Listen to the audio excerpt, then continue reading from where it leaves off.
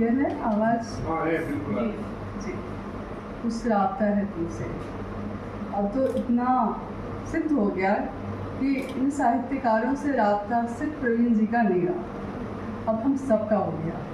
जितने भी लोग ऑनलाइन जुड़े हुए थे और यहाँ पे और जितने लोगों के पास ये किताबें गई हैं, सबका राब्ता अब इतना ही बन रहा है। इन साहित्यकारों को मुझको पढ़ने का मौका मिला है, जो हमारी पत्रिका है पुस्तक साहित्य की। पिछले 8 वर्षों से मैं कहूँ तो एक आलेख पढ़ रही हूँ। हम लोगों का है प्रक्रिया है कि जो प्रवीण जी के जिनमें जो काम है उनके शख्सियत धरोहर वो अपना लिखते हैं, वो रखते हैं और प्रूफ रीडिंग भी वही कर लेते हैं। मेरा जो है मेरा मैटर होता है, मैं कर लेती हूँ। लेकिन मेरा था कि जब वे आता था तो मैं पढ़ ही लेती थी। ऐसा नहीं कि प्रूफ रीडिंग की ज़रूरत थी उसको, लेकिन मैं पढ़ लेती थी कि मुझको अच्छा लगता था। और हर बार मुझको लगता था कि इस बार क्या है, कौन से साहित्यकार हैं और उनको मैं पढ़ूँ, उसकी इंतज़ार होती थी और अभी भी होती है। आगे भी हमारी पत्रिका चल ही रही है और होती रहेगी। जब मेरे घर में किताब आई तो मैं नहीं थी, और जब मैं शाम में वापस आई तो मेरे पति देव का कहना था, उन्होंने किताबें खोली, थोड़ा पढ़ा, ज़्यादा तो नहीं पढ़े होंगे क्योंकि हिंदी साहित्य से ज़्यादा वास्ता नहीं है। अंग्रेजी साहित्य पढ़ लेते हैं, पढ़ते हैं, उसके शौकीन हैं, लेकिन हिंदी साहित्य से नहीं। इनका कहना था, आते ही रात में कहते हैं कि प्रवीण बहुत अच्छा लिखता है, छोटे भाई की तरह मानते हैं उनको, तो प्रवीण बहुत अच्छा लिखता है, तुम क्यों नहीं सीख लेती हो कुछ? मैंने कहा ठीक है, ज़रूर सीखूंगी। और सानिध्य है, उसको सीखने का अवसर भी मिलता ही रहता है और सौभाग्य है मेरा। जब पुस्तक पर चर्चा करने की बात हुई यहाँ पे, तो मेरे पास सब्जेक्ट आया, सर ने भेजा था आदि आबादी की आवाज़। जी, मैंने प्रवीण जी से ऐसे ही जब बात हुई तो मैंने पूछा कि क्यों। उन्होंने कहा कि बहुत लिखती रहती है ना आप, स्त्री विमर्श की कविताएं, तो आप लिखिए इस पर। मैंने कहा ठीक है, और मुझको अच्छा लग रहा है कि अभी तक स्त्री विमर्श पर बातें नहीं हुई हैं, तो ये मेरी रहेगी। जी, भारतीय साहित्य में महिला लेखन की बात हो या आदि आबादी की बात हो, स्त्री विमर्श की या स्त्री सशक्तिकरण की बात हो, तो इन्हें कहने वाले अभी भी उंगलियों पर ही गिने जा सकते हैं। विडम्बना यह भी कहेंगी कि यहाँ महिलाओं के बारे में लिखने वाले भी पुरुष ही अधिक मिलते हैं, जबकि स्त्री को विमर्श की स्थिति में पहुँचाने वालों के लिए पुरुष बदनाम है, फिर भी पुरुष ही लिखते हैं। वैसे तो स्त्रियों की आवाज़ को आम लोगों तक पहुंचना वैसे ही आसान नहीं है, क्योंकि उनकी आवाज़ को या तो बाहर आने ही नहीं दिया जाता, और अगर आवाज़ आती भी है तो उसे यह कहकर दबा दिया जाता है कि यह जानबूझकर दया की पात्र बनने की कोशिश कर रही है। स्त्री विमर्श के नाम पर अपने जीवन का रोना रो रही है। इसमें साहित्य है कहाँ? परंतु सच्चाई यह है कि स्त्री और स्त्री लेखन के बगैर साहित्य खुद भी नहीं सकता। साहित्य में स्त्री की सहभागिता के लिए महादेवी वर्मा जी ने कहा कि साहित्य यदि स्त्री के सहयोग से शून्य हो तो उसे आदि मानव जाति के प्रतिनिधित्व से शून्य समझना चाहिए। पुरुष के द्वारा नारी का चरित्र अधिक आदर्श बन सकता है, परंतु अधिक सत्य नहीं। पुरुष के लिए नारीत्व अनुमान है, परंतु नारी के लिए अनुभव। अतः अपने जीवन का जैसा सजीव चित्र वह हमें दे सकेगी, वैसा पुरुष बहुत साधना के उपरांत ही दे सकेगा। स्त्री लेखन ही नहीं बल्कि बाल साहित्य की रचना के लिए भी सुभद्रा कुमारी चौहान ने कहा, जिसका जिक्र प्रवीण जी ने इस पुस्तक में किया है, कि माताएं यदि शिशु साहित्य पर लिखने लगे तो उससे हमारा साहित्य और भी सुंदर हो जाएगा। जिस दिन स्त्रियां इस साहित्य में सृजन करने लगेंगी, उस दिन अनुभूति को भी वाणी मिलेगी और तभी वह साहित्य संपूर्ण हो सकेगा। हिंदी साहित्य के समृद्ध इतिहास में कम ही लेखिकाएँ हैं जो अपना नाम शिखर पर दर्ज करा पाई हैं, और प्रवीण जी ने उनमें से सुभद्रा कुमारी चौहान, महादेवी वर्मा, परवीन शाकिर की समग्र जीवनी इस पुस्तक में रोचक शैली में प्रस्तुत किया। सुभद्रा जी की बिटिया सुधा जी ने उनकी रचना शैली पर बात करते हुए कहा है कि इसका भी जिक्र प्रवीण जी ने किया है किताब में। सुभद्रा कुमारी चौहान नारी के रूप में ही रहकर साधारण नारियों की आकांक्षाओं और भावों को व्यक्त करती हैं।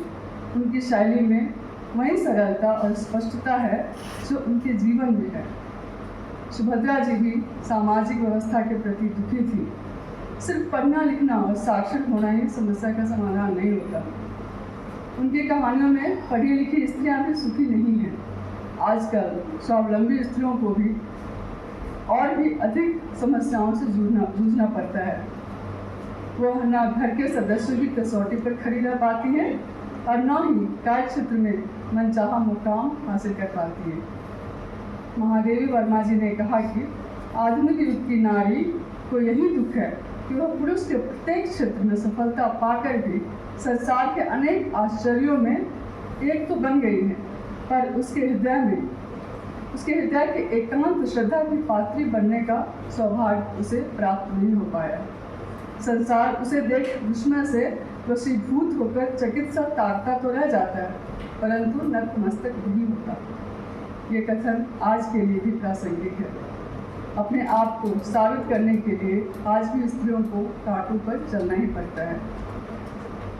प्रवीण जी ने लिखा है कि सुभद्रा जी की स्त्री प्रतिवाद करती हैं, परंतु अपनी सीमाओं को नहीं लांघती। मैं कहना चाहूँगी, कैसे लांघ पाएंगे? ये सीमाएं जन्म जन्मांतर से घिरे हुए जो है। प्रभा खेतान ने भी द सेकेंड सेक्स में लिखा था कि स्त्रियों के लिए मातृत्व अभिशाप बनकर आए, इसी की वजह से उसे जीवन में पिछड़ना पड़ा। परंतु हमारी स्त्रियां अपने मातृत्व को अभिशाप नहीं समझती। मातृत्व ही क्यों, ये तो अपने आप को किसी की पत्नी बनना भी अपना सबसे बड़ा सौभाग्य मानती है, क्योंकि वह पत्नी बनेगी तभी तो माँ बनेगी। ये जो स्त्री की संपूर्णता प्राप्त करने वाला गुण है, उन्हें अपनी सीमा रेखा मानने नहीं देता। प्रवीण जी लिखते हैं कि सुभद्रा जी की कहानियों में भारतीय स्त्री का सच्चा चित्रण हुआ है। वे भारतीय स्त्रीत्व की सच्ची प्रतिनिधि बन सकी हैं। बता दूं कि यही वो भारतीयता का गुण है जिसे लेखक अपने आप से दूर नहीं कर पाता, और स्वाभाविक है कि उनके कहानियों के पात्र भी इससे अछूता नहीं कर पाते। यही बात परवीन शाकिर पर भी लागू होती है। परवीन जी के लिए भी प्रवीण जी ने लिखा है, परवीन की शायरी में एक ऐसी लड़की नजर आती है जिसे नाराजगी तो है लेकिन विद्रोह की हद तक नहीं। यह एक ऐसी नाराजगी है जिसे बयान करने में वह पीछे नहीं हटती, लेकिन विद्रोह नहीं कर पाती। विद्रोह कहाँ कर पाएंगी? उनकी प्रेम और संवेदनाएं उन्हें विद्रोह करने कहाँ देती हैं? यदि विद्रोह करेंगी तो वे तो अपराध बोध से ग्रसित हो जाएंगे। इससे सुलभ मन सदियों से समझौता करता आ रहा है, और अब तो ये उनकी आदतों में समा गया है। कहते हैं कि जब तक आप दर्द या प्रेम स्वयं महसूस नहीं कर पाते हैं, तब तक आपका सृजन सार्थक नहीं होगा। पीड़ा को पन्नों पर उतारने के लिए पीड़ा से गुजरना पड़ता है, प्रेम की आग में दहकना पड़ता है। यहाँ तक कि हमारे आदि कवि वाल्मीकि जी ने भी क्रॉन्स पक्षी के दुखों को देखकर ही रामायण जैसे महाग्रंथ की रचना की। कमाल की बात है कि हमारी तीनों स्त्री साहित्यकार अपने जीवन में सशक्त है। उनका बचपन अच्छा गुजरा है और वैयक्तिक जीवन में उन्हें अधिक कठिनाइयों का सामना करना नहीं पड़ा। महादेवी वर्मा ने स्वीकार भी किया है कि उन्होंने अपने वैयक्तिक जीवन में कभी कष्ट नहीं झेला। साथ ही उन्होंने ये भी कहा है कि मैं नीर भरी दुखी करती। उन्होंने कष्ट महसूस किया है उनके इर्द गिर्द और आस पड़ोस के लोगों से, उनके माध्यम से। इनका माध्यम है रामा, भीसा, भक्ति, बाल विधवा और वह अनगिनत स्त्रियां जो वर्षों से अपने आप को पुरुष वर्चस्व के बीच जिमी दसननी मोह जीत बिचारी, जो तुलसीदास की चौपाई हैं उसको चरितार्थ करते हुए वर्षों से जिए जा रहे हैं।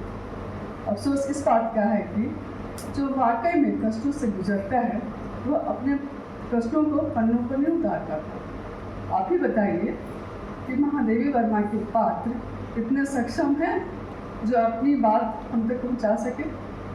महादेवी वर्मा, सुभद्रा कुमारी चौहान और परवीन शाकिर की आवाज़ बनी है। महादेवी वर्मा जी ने यह भी स्वीकार किया है कि नारी जीवन को लेकर वे प्रारंभ से ही चिंतित थी और अपने इर्द गिर्द के दुखों से प्रेरित होकर ही उन्होंने श्रृंखला की कड़ियाँ लिखी। आलोचकों ने कहा कि वे अपनी कोई पुरानी दुश्मनी पुरुष जात से निकालना चाह रही हैं। ये बात सच है। उन्होंने स्त्रियों की दयनीय स्थिति के लिए पुरुष को जिम्मेदार माना है। साथ ही ये स्त्रियों को भी अपनी हालात के लिए उतनी ही जिम्मेदार मानती हैं।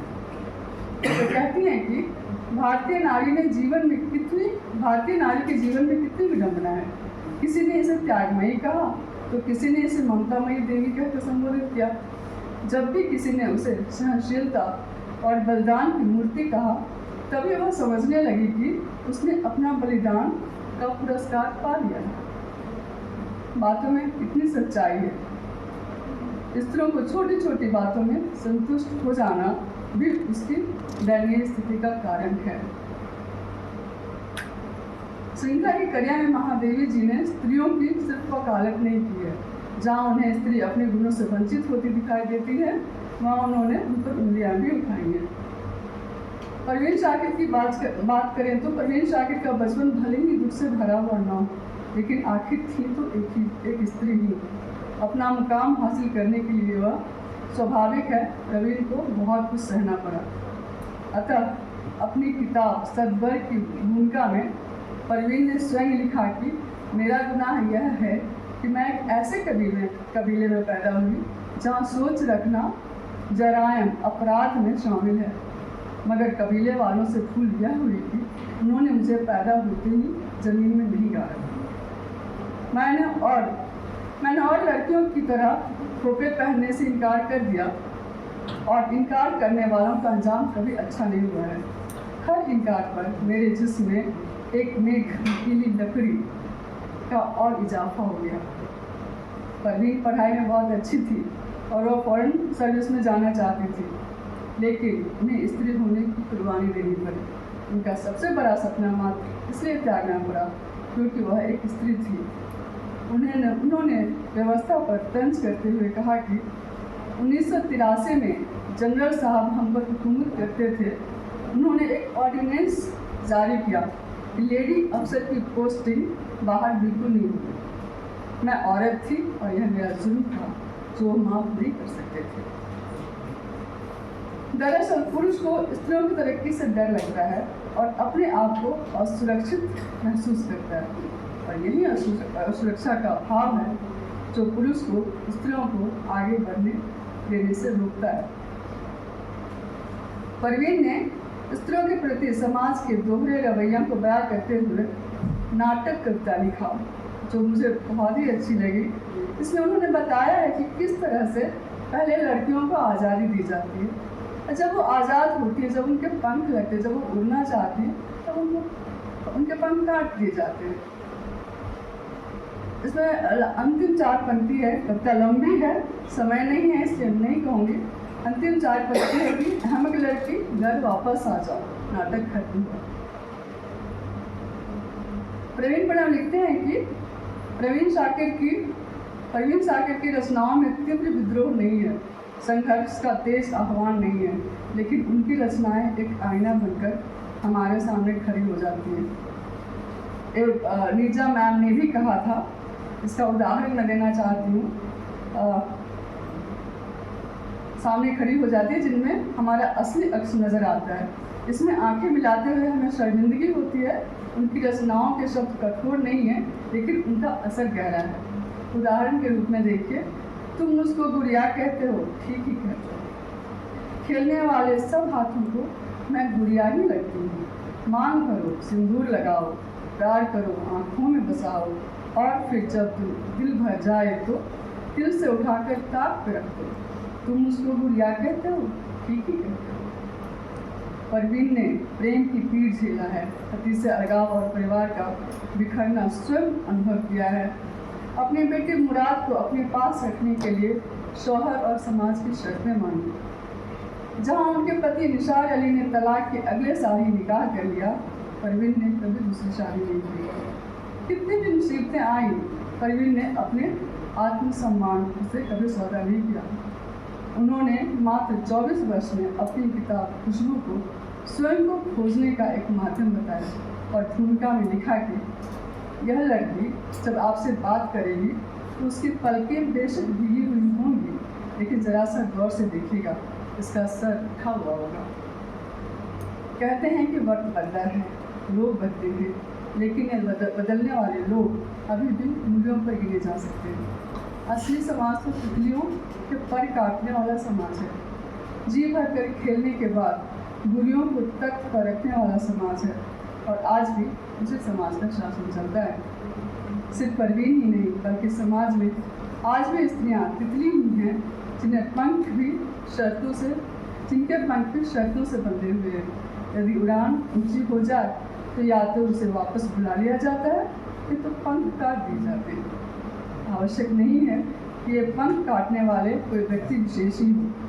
ये स्त्रियों की अपनी मातृत्व का भाव, स्नेह, परिवार के प्रति समर्पण और अपनों के लिए अपना सर्वस्व न्यौछावर कर देने वाला स्वभाव भी हो सकता है, और स्त्रियों को अपने इस स्त्रीसुलभ स्वभाव से छुटकारा पाना संभव है।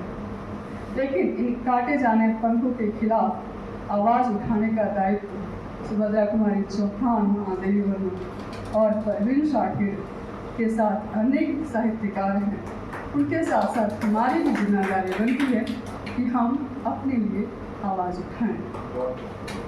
मैंने तो मेरी बात खत्म हो गई, मैंने स्त्री पक्ष को लेकर बातें रखी हैं, लेकिन जैसा कि सब जानते हैं इस पुस्तक में साहित्यकारों के सभी पक्ष पर चर्चा की गई है। और किताब पर जो कविताओं का चयन हुआ है और इतनी सुंदर, सहज, सरल, क्या पढ़िए और उसमें समा जाइए, और हमको एक जिज्ञासा होता है कि और पढ़ें, जबकि अपने आप में एक पुस्तक समग्र है। आप एक साहित्यकार को पढ़ लीजिए तो लगता है कि हम जान गए उनके बारे में, उनकी साहित्य पूरी हमने पढ़ ली है, लेकिन तो भी पढ़ने की उत्सुकता जगाती है हमको। बहुत बहुत धन्यवाद प्रवीण जी, साहित्य जगत में इतनी अच्छी पुस्तक को लाने के लिए, और बहुत बहुत शुभकामना।